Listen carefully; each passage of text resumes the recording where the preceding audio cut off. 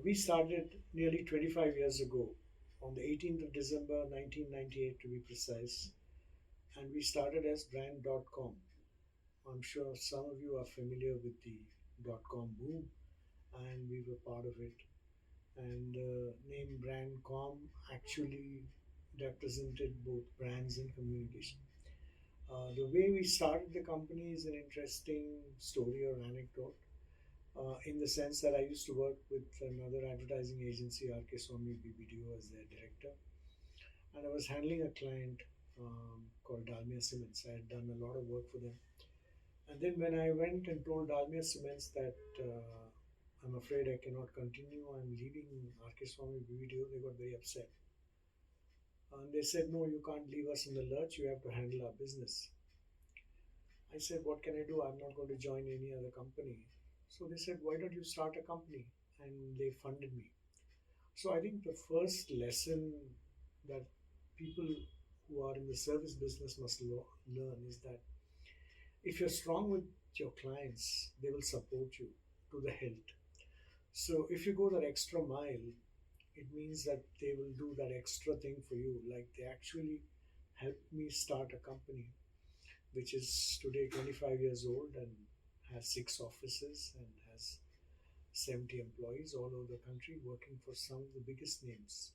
So I think that's the first lesson I learned. The second lesson I learned was that we started out as an advertising agency with a difference. We felt that advertising was becoming too much of order taking.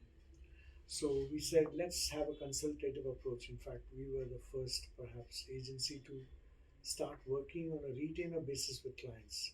The advertising agency business has often been described as 15% commission and 85% confusion. So the client always felt the agency is asking me to spend more money so that it can earn more money. So we said no, irrespective of whatever you do or spend or don't spend, we will give you these services and charge you for that. So that was the first differentiator we had.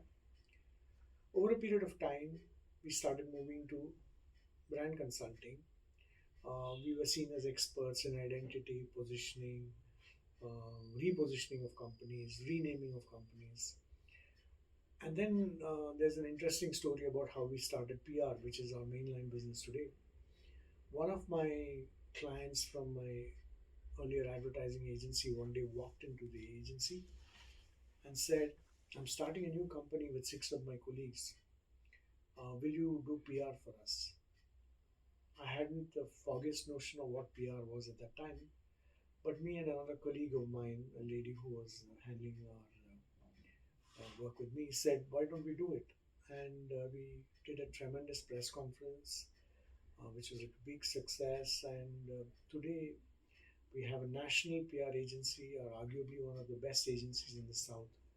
So the second learning for me is that if you get an opportunity to do something different, just grab it, because the same opportunity may not come your way the next time. So if I had told the client, "No, I'm sorry, I'm not sure whether we will be able to handle PR," today we would not be having such a large enterprise. So I think um, the second lesson for me has been that of risk taking and the ability to move out of one's comfort zone. So I think that's a big learning for me.